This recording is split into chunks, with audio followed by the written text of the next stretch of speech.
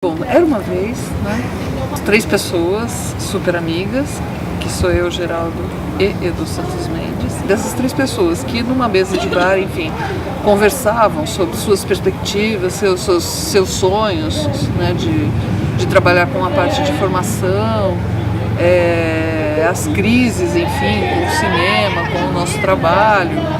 O Geraldo marcou uma conversa com um cara chamado Massaro, que ele era diretor lá da Cipião.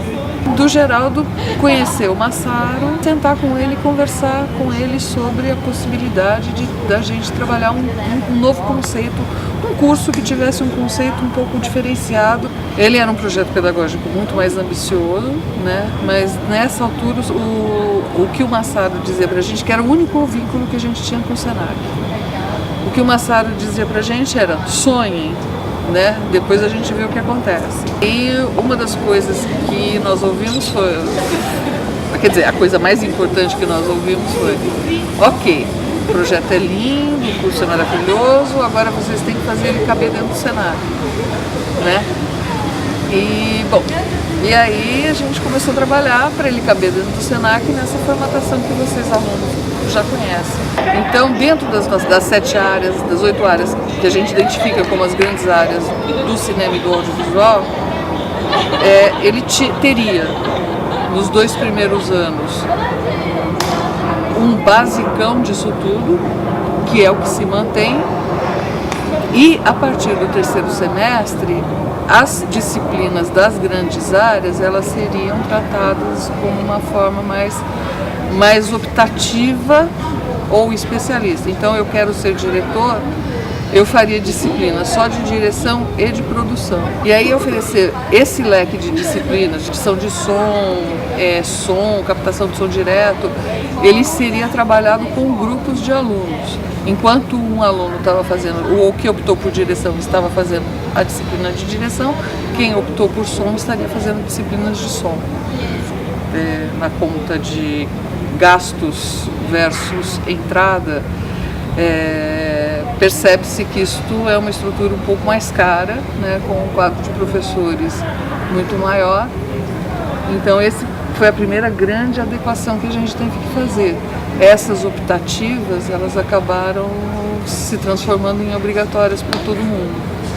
Então, e aí a gente tentou reverter isso no sentido de que nos trabalhos práticos a gente faria essa tal dessa especialização. A ideia é que a gente consiga trabalhar com essa questão de abrir o caminho, mostrar as possibilidades e aí o aluno corre atrás.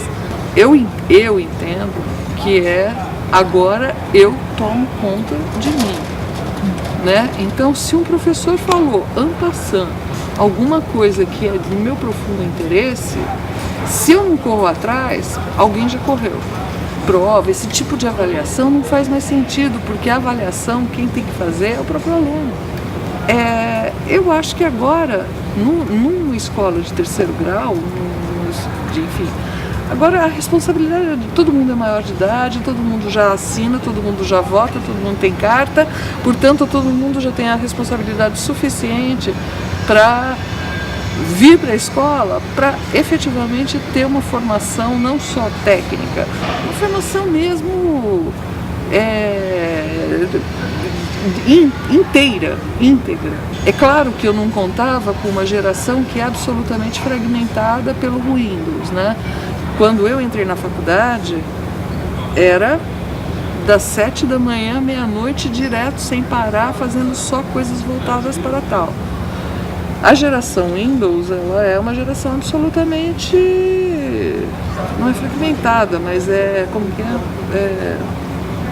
multi, né? Tem 200 coisas, ela não tem um foco de interesse.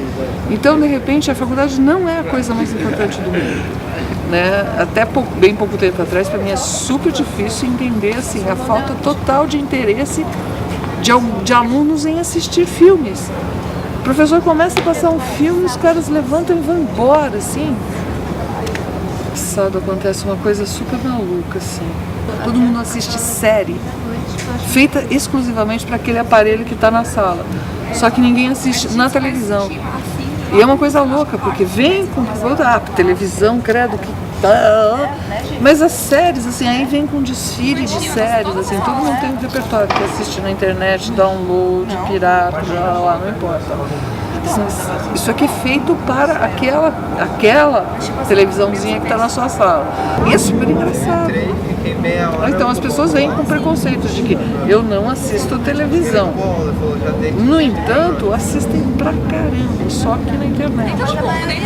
Isso talvez esteja em sintonia com o nosso curso, sem a gente saber muito, sem a gente se dar conta.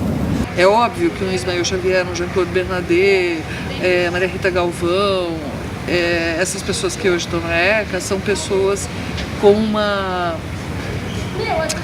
respeitabilidade acadêmica, enfim, e produção acadêmica que a gente usa como os nossos referenciais teóricos também. Mas essas pessoas, elas não têm nenhum tipo de abertura para as novas tecnologias, para as novas mídias. Eles pensam aquele longa-metragem, aquele modelo e vão além disso. Talvez assim algumas pessoas se remexam um pouco por aí, principalmente os filhos do Ismael, Kleber, com carinho, tá? Mas o Ismael é uma figura que é importantíssima dentro do pensamento, dentro do conceitual do cinema brasileiro, né? Mas ele é um cara com um olhar bastante preconceituoso. Pode ser que de 3 anos pra cá o cara tenha mudado muito, mas até então, até 3, 4 anos atrás, ele olha e mais ainda, ele olha a questão do cinema de autor ainda como a grande reflexão do cinema. Não que não seja, mas assim, as novas experiências, ou os novos autores, ou a questão de mercado.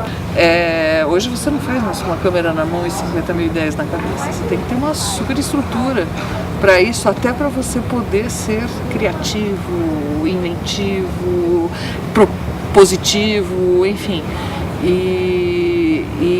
Enfim, essa é uma parte que, por exemplo, um cara como o Ismael despreza. E essa é uma parte, isso é uma coisa que a ECA despreza. Tem uma geração nova ali que hoje o coordenador do curso é o Edu Santos Mendes, tem o João Godoy, tem o Fernando Gerani, tem lá uma série de pessoas, o próprio Roberto Moreira, que são pessoas de uma outra geração que já pensam cinema de uma outra forma. Eu considero o documentário o maior refinamento possível, né? Então por isso que, não só eu, o Geraldo e o Edu, por isso que a gente jogou o documentário para o sexto semestre. Porque a gente acredita que quando os alunos chegam no documentário, eles já chegam com uma visão um pouquinho melhor. Ou um pouquinho melhor, preconceito, mas um pouco mais, eles já têm uma ampliação, eles já estão mais seguros dentro desse universo. Então, da edição, basicamente o documentário ele começa a se realizar na edição.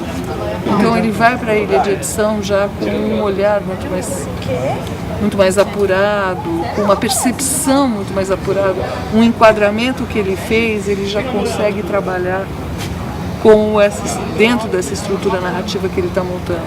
Por isso que o documentário ele acaba sendo, do meu ponto de vista, a forma mais refinada de você construir uma estrutura narrativa que tenha sentido para alguma coisa. Obviamente, a parte do Kleber, que eu cito literalmente, vocês podem cortar. Acho que sim.